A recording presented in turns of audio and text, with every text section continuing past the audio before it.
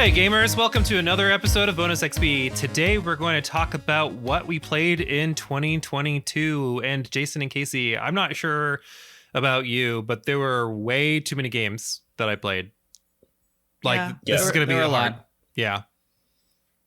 Yeah, before we were recording this, I had to look through what did I play? And so there was just a lot of stuff. And I don't always play games that come out in the year. And I play games that come out from 20 or 30 years ago. And so looking back and thinking oh yeah, that was fun. It's going to be hard to pick the best ones. Isn't that funny when we replay those games just for comfort's sake? You know, we're maybe it's not a game we've played before, but you just kind of like being in that era of gaming. So you're I did that. That was a thing that I did. And I think there were some games that came out this year that have become a new comfort game or comfort games, and that's been kind of nice. Yeah. Well, I feel like just thinking of it now, comfort games should be something we talk about. Oh, absolutely. Because I have those too. Yes. we got a big list of things to get through. Well, speaking of big lists, 2022 was a pretty big year for games and just games in general. But Patrick, why don't you start us off? What was your best game you played this past year? Oh, best game I played this year. Can you pick one? I don't know if I can. A lot happened this year. I think the thing I want to talk about is probably how I went back to Bloodborne. Oh, yeah. And had a really good time with that. I kind of wanted to just check it off of my list by platinuming it. So I did. Did you platinum it? I did. Damn. Badass. Yeah, I think sometimes, you know how you get those cravings? We were just talking about this of wanting to go back and play a game that you've already played. I think if you can give yourself a reason to never play it again, then check it off and never go back. Yeah, like getting a platinum trophy. And maybe that's why we always want to go back to some of those really old games because they didn't really have trophies and achievements. See season 2, episode 3 episode about trophies and achievements for details. Mm-hmm. But for me, that is a really good way to just be done with a game. And I don't know, it's a really great game. I mean, it was game of the year it came out. It's one of the best. People, I mean, aside from when Elden Ring came out, people will argue that it is the best of the Souls series. So it was really nice to pick up and play again. So that is the only Souls game I've actually played, believe it or not. And really? I will never beat that game. Don't get any thoughts. But I thought it was pretty fun, but it did get it to a point where I was like, man, I feel a little repetitive in this one. Did you run across that running through the whole game, especially going for the plat? So yes, there are two reasons why it became a little stale, especially, I mean, I think any game when you play to platinum is going to run stale because of all the extra stuff you have to do, but just base game, not considered anything else, because of the limited artillery that you have.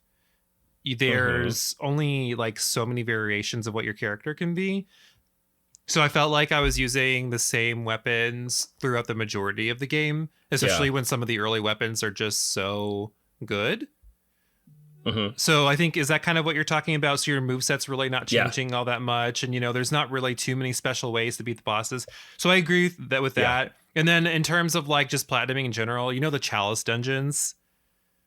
Yeah, I know what you're talking about. Yeah. Mm-hmm. So you have to run through nearly all of them because there's one boss that you have to beat, the very last one, and you can't get to that one unless you basically get all of the materials to unlock the other chalice dungeons. And sometimes you have to do multiple runs in order to get the stuff to do it. And at one point I was I messed up and I did a chalice dungeon that I shouldn't have done, and I wasted these resources, so I had to start almost back over to grind all the stuff again, which is very, very frustrating. Sounds tedious. Yeah, it was tedious. But again, I don't have to go back again, and I don't have to look at this. You have 67 out of 67% trophies done now. It's done, so I don't have to wonder well, what would it be like to get the platinum?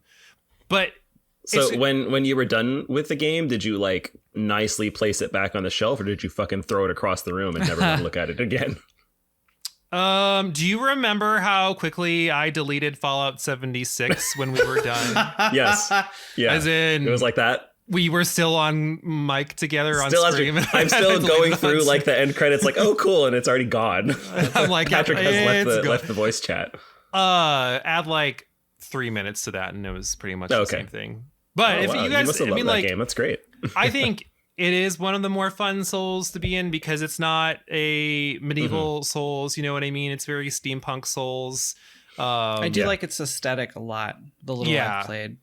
And it is a lot more action-y versus some of the other ones where it's kind of like shields up and you're good. So if you're more into action games, it's more akin to something like God of War. So yeah, I think it's good. It's a good one. But enough about Bloodborne. Oh, sorry. No, good. No, good.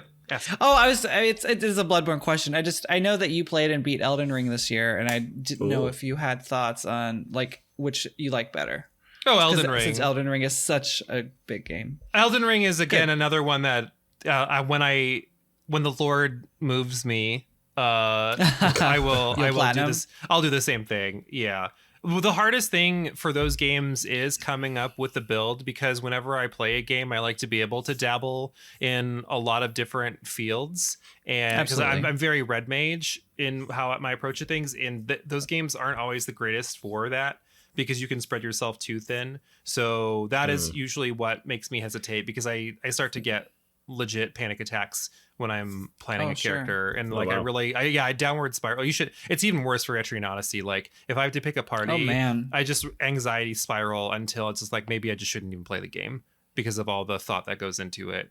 But yeah, Elden Ring is obviously the better game, and it will be perfect. But I mean, like, I feel like I don't want to only talk about Elden Ring because everyone's talking about it. I kind of wanted to shine light on something else. Yeah. But you guys, let's hear. What are you playing, Jason? What's going on right now? Me first. So looking back, I was thinking about what games I had the most fun with, and all of them I think I had the most fun with are probably games I was able to play with friends. And my maybe favorite game was a free PS Plus game. I want to say very late 2021 or very early 2022. And it was Deep Rock Galactic. I don't know if you guys played that one. I have not, but I've heard really good things. It was fun. And I was between that game and Back 4 Blood, another 4-player game. But with Deep Rock, it was just really fun. And it's you could play solo, I guess, but you can do up to 3 friends, so 4 total. And you're essentially going to different planets. You're mining, you're fighting off some enemies, and you're getting materials to come back and like upgrade your equipment, upgrade stuff, just grinding basically. But it's all wrapped around this sort of consumerism and like corporate aesthetic that is funny and tongue-in-cheek humor about like the working class. And it's a funny game. And I think the reason why it was probably the most fun I had is we're first off still playing it 12 months later, but it's just so easy to pick up and play. And then you add in modifiers to make the game more challenging. As you keep playing, you unlock different routes that you can go down. You unlock different enemies you can fight, all kinds of different stuff. And the game, again, on PS Plus was free, but all the updates are also free. So like it just keeps getting more. Yeah, just more and more stuff. And they just recently had a holiday themed pack where you can have like Yuletide shenanigans going on, like enemies wear like Santa hats as you destroy them. And it was just really cute. And I feel like it's a very gamey game, and it just feels fun. And it's almost in the opposite sense of Bloodborne, in my opinion, where like you're super serious, focusing all the time. This is a game where you can be kind of serious, but you're probably just like chatting and enjoying it. And like, yeah, enemies are attacking you, but I'm still going to like mine for oil as I want to. And it was a really good time. And I think that was probably the highlight of the last year was that one came out of nowhere and really surprised me. Is there any game that you could say like this is the distant cousin of? I mean, like, I've never really played too much Minecraft, but I wonder in a sense, because like you are kind of going around and like digging into the planet. So a little bit of like terraforming in a sense, but you're gathering resources. You're using them to like build other stuff. You're overall enhancing your character's like RPG elements of leveling up and skills. So like kind of like that. Maybe Terraria is a good example too, but it's like still fully 3D. It's a distant cousin. Yeah, I think that kind of gives a good image for people too, you know, because it's not one of those heavy hitter names. It is kind of like and I feel like PlayStation Network is pretty good about picking a lot of good sleeper hits for their free game of the month. Like that's kind of how you and I stumbled into was it Descent? No, Remnant. Remnant. Yeah. Right. Where yeah, like totally. it was a big sleeper hit, and we're just kind of like, this motherfucking game is so good. Yeah. So yeah. So outside of Deep Rock, like the other one was like a maybe, but we didn't play it as much, was Back 4 Blood, which is obviously like Left 4 Dead. Mm-hmm. Same idea though. But we could talk about that later. That's a fun game and we should all play it. It'd be fun as a group. I'd love to do that. When it is very low on price, I am 100% there. I'll keep my eyes out. But Casey, I want to hear what you're playing too. I played a lot of new games this year, but I think my favorite game experience was probably God of War from Ragnarok, I'm assuming? No, 2018. Nice. I'd had God of War for a while, and I played it probably last year or a couple years ago, and I wasn't very good at it. I'm still not great at it, but I knocked the difficulty back down to easy because I just was like, I want to enjoy the story. I want to get to Ragnarok. Because of FOMO, I was like, just like with what I do for work, I'm constantly reading about it, and I was like, I want to play this game. But yeah, I really like it. I think the gameplay is solid. I mean, it's very kind of that Sony like third person, slightly over the shoulder, like Last of Us, that Horizon, kind of Uncharted, kind of that sort of Sony thing.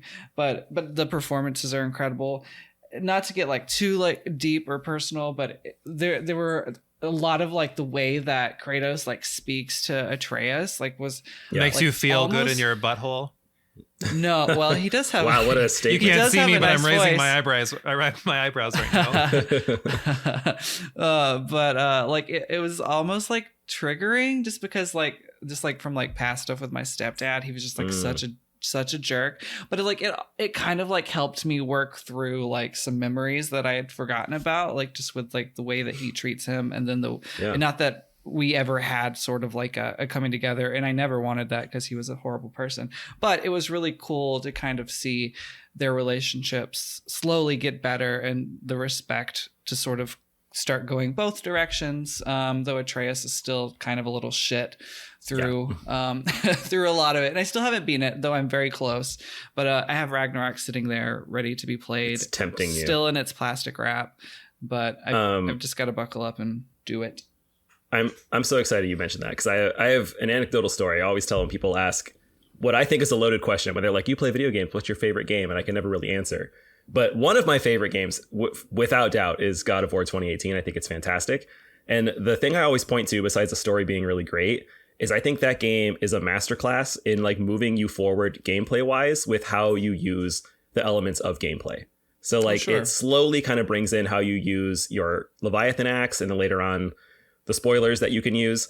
And it's just the way you have to use them to like defeat new enemies. And then if you want to, you can get really great at it and like fight these Valkyries and like do this amazing so hard, work. Even on easy mode. Jesus Christ. but you don't have to. And I was like, that's good gameplay. And like the story keeps going. And then by the end, if you look at the beginning, you're like, wow, I was stumbling through this and like, barely knew what to do. But at the end, you're hitting so many buttons. You're like throwing stuff, you're using magic, you're doing all this stuff. That is like the way that you move a person through a game, and I think it's just fantastic. Yeah, at some point it's definitely like you can't use the same method that you have been using the entire game just because of the enemy variety or the enemy combinations or like the different skills that they bring. I agree with you completely.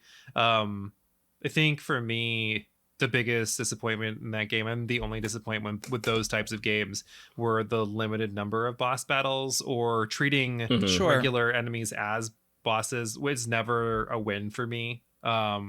You fight the same giants over and over and over again as bosses. But I mean, like, aside from that, to me, it's a perfect game.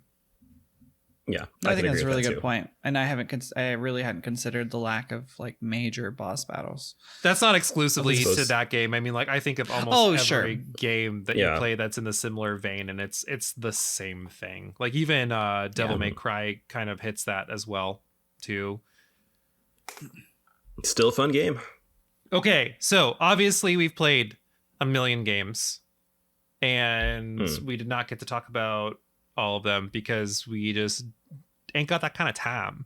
But let's talk about what you didn't like this year. So it doesn't necessarily have to be something like this was not a good game, but this wasn't for me, or a lot of people like it and it has like redeemable qualities, but I just really couldn't get into it. So Jason, let's start with you. What was that game this year where you're just kind of like crack my knuckles? Yeah.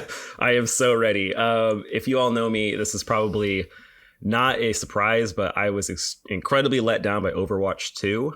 Were you? Oh my lord, that was not the way to do it. And as like a fan a fan of Overwatch 1, I think the biggest letdown besides the battle pass, which is atrocious and it's a little money grubby. I think that the issues just come from the quality of the game. So like the game was solid and it was really good, but they made changes, Blizzard did, which I'm fine with. But there's too many bugs. Like there's bugs that didn't exist. There's bad mistakes like, you know, rotating out map pools in like quick play. Like there's no reason to do I don't like that either. Yeah, like banning characters instead of just like doing a mid-season hotfix. Like a lot of stuff that just didn't make sense. And it like the other stuff that was supposed to be addressed, like player queue times for certain roles, I guess were addressed, but they weren't really fixed. Nothing changed there. And like the overall game just felt, I don't know, it was a letdown. Like it didn't give me what I wanted. And one of the big things I knew wasn't coming was the PvE, which is a big thing for me. I want to do that, and it's coming later, hopefully, quotation marks. But that also wasn't there. So it's just like, man, everything that was cool before is just kind of okay at best, and then like bad at worst. And I hope that 2023 it turns that around. What are your thoughts? I gotta know your thoughts. I like it. I don't think it is as large of a improvement over the first one. I don't think it deserves a 2 at the end. I think it's like Overwatch 1.1. Yeah, basically. Yeah. But I still love it. But honestly, when I play Overwatch, I almost exclusively play mystery heroes. Same. That's my jam. So like, I don't care that much that it's different. And like in something like that, it being 5v5 doesn't matter a lot because everyone is a random character every time you die. So like the whole like 1 tank versus 2 tanks doesn't really come into effect. But I think everything you said is 100% valid, and I understand the like blanket overall criticisms that's happening across like Overwatch fans and in the industry, like the gaming industry as a whole, and the critiques it's getting. But yeah. And like, to be clear, I think I still do like it, and I still I think we're on the same page. The core game is really good. It's just everything around it is kind of different. It can be garbage. It's kind of like this looks great, but when you dig a little bit deeper, you're like, wait, this isn't good. Yeah, I will say the Orisa rework. I fucking love it so much. She's such a badass, and I can dig it. I don't want to like toot my own horn too much, but I'm a fucking good Orisa player. It's good. We'll play together sometime. You heard it here first, everyone. Casey is a good urethra player. Wow. Yeah, that's exactly what I said. Well, Casey, what was your letdown of the year? Because I have nothing to chime in on this game. You won't play Overwatch with us. It's just not for me. I know it's not. It's not. Yeah, it's fine. So when Jason and I, this is the only thing I can compare it to. When Jason and I played Street Fighter in college, I liked it because I was playing with someone and I could interact with them, and like he was teaching me, and we would like go through it and whatnot. But when you're playing a game like Overwatch, to me, like, or if you're playing a game online, the cycle, it's just at some point it becomes more of like an addictive process versus really enjoyment to me. I get that. I definitely think there's an addiction level when I play because it's just like it's so easy and so familiar. But like sometimes I'm like, am I really having fun? I could be playing Chained Echoes. I could be playing Crisis Core. Exactly. And then that's where I lean. It's just like I would rather play that game where I'm like, okay, how is this game going to expand me and expand my interests or refine my interests even more? And I feel like multiplayer games are great for like hanging out with your friends and like punching out time, but beyond that, I don't really think they add too much. So yeah, but Casey, what was your letdown? What was it? Probably Soul Hackers 2. Oh, really? Yeah, I heard much about that game. I think the battling, the gameplay is super fun. It hits all like the normal Atlas boxes with like exploiting weaknesses, collecting monsters, that kind of thing. But the story and some of the gameplay mechanic choices were just a big letdown with me. It was my last review I wrote before I stopped freelancing, and I think I gave it like either a 6 or a 7 out of 10. It's good, it's solid, but I just wanted so much more because I've been missing Persona a lot. Yeah. And it hit some of the edges, like I said, with the battling, but just the story was a letdown. The cast, everyone is very one-dimensional and almost like caricatures, and there's very little development within the characters. So it just made me really, really sad.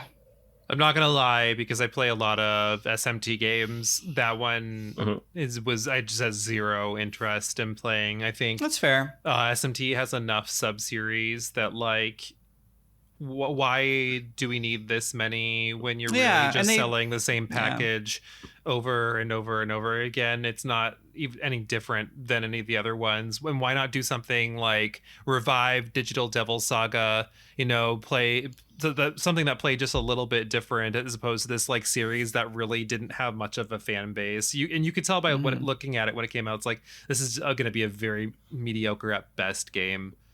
Yeah. I think gameplay solid 9 out of 10, maybe like 8.5 out of 10, but yeah, everything else is like middling. And they also didn't do a very good job at marketing it. It had like abysmal sales. It didn't do that well. It kind of came out of nowhere. It's like, it's coming, it's here, right. It's gone. Yeah. But it's too bad. This is kind of the year for like the revival of old franchises, because we got a new Valkyria Chronicles game. No, sorry, Valkyrie Profile. Right. Profile, yeah. We got a supposed to be very good new either. what is it? Star Ocean game. Yes. Yeah. I played a little bit of. It's very fine. good. And like this. So I feel like this is a lot of those let's revive these old series and see what we can do with them. And it's like, but you actually have to invest the money. Like, people don't want to buy something just because it has a name slapped on it. Right. Yeah, I don't want to buy garbage. If you're just going to like shotgun blast franchises and see what sticks, like, I don't want to buy any of them. Wait, but Patrick, what was your letdown? What was your letdown game? Oh, okay. Well, I think this game is probably one of the biggest letdown games. And I actually got into some arguments with some people on the gamers group that I belong in, which was kind of hilarious because they're arguing with me about my opinion. And I'm like, that's great. My opinion's not going to change. But your opinion's wrong. Right. They were literally like, your opinion's wrong. I'm like, I literally expressed that this is just my opinion. That's it. Yeah. But Cyberpunk post patch, I'm like, okay, cool. They fixed a lot of the things that they said they were going to fix. It's just not. It's too many things going on. They're trying not there yet. Way too hard. There were some things that were very exciting about it, like the scanning mode that they have going in is very akin of Batman. The Batman games, the Arkham City games, where you can like go do detective mode and like redo some crime cases and whatnot. Yeah. The voice acting was solid. The graphics were, when they weren't bugging out, pretty solid. But when it came to the actual gameplay, I was really bored. And I think a part of the loot system, it very much so has like a Diablo-esque loot system. And I just don't understand why. Like, why does a game like this need loot like this? It doesn't really help. Yeah. What's the point? What is it offering to the gameplay? Right. And then you just kind of get overwhelmed by the amount of loot that you're amassing, because it's like, well, these 3 guns have the exact same name, but like one's a blue and one's a green, and like I have 10 of them, and now there's like 4 other guns that do something very similar, but this one's laser or this one's lightning or like whatever the elements are. I just really struggled, and I mean I played 20-ish hours into it, and I just still I really gave it a chance, like legitimately, but I just still couldn't do it. It felt like, when you play Fallout and some things aren't explained, but Fallout is really a game for people who have already been in the series long enough to know. So like if you've played Fallout 3 on, or even like Fallout 1 on, you know what mentats are, and like what Nuka-Cola is, and like a lot of these things. And then being thrown into this really expansive world that's kind of like that, where it has its own versions of things, but like it being too much of like a parallel universe, like to immerse yourself in and really absorb it all. You're just kind of like, well, it's not being explained, and like it's hard to just live in it and absorb it. So I was just like, no. Did you guys play it? Yeah, I played it a little bit because I got a gaming PC this year, and so I played it when it first came out on PS4. I probably played like maybe 15 hours of it. I can't imagine it running well on PS4 at all. But it still was pretty buggy and broken, and I enjoyed it then. But yeah, pretty much everything you were saying, like I got really bored with it when I picked it back up this last maybe like, I don't know, 4 months ago. It's beautiful. It looks great, but there's just so much going on. But I don't like the loot system, and there's like the skill tree is almost too expansive. Yeah, I was about to say that too. It's kind of hard to focus. I don't know, but yeah, I still kind of want to play it because I want to see some more of the story beats that I've kind of vaguely heard of, but it's just like I don't know that I can. I feel good enough about it to keep going through, like trudging through the stuff I didn't really enjoy, just to see the sort of that narrative. Well, Patrick, your opinion is obviously wrong. That's so wrong. You got me, Gary. You're right. This is a great game. Good job, Gary. Yeah, this is great. Good job. That was a pretty good look back at 2022 from each of our unique perspectives. Obviously, Patrick's opinion is wrong on Cyberpunk, but that's so okay. Wrong. We'll forgive him this once. So wrong. We did want to say thank you to all of our supporters, and especially our supporters over on Patreon. You make shows like this possible, you give us support and all of your love, and we appreciate that. Thank you so much. Thank you for everything back in 2022, and we look forward to you listening with us again here in 2023. If you like listening to us recap the past years and talking about our favorite and our biggest letdown games, let us know over on Discord and Instagram at RPGaymer. We definitely want to thank you for listening. Now go out there and get gaming.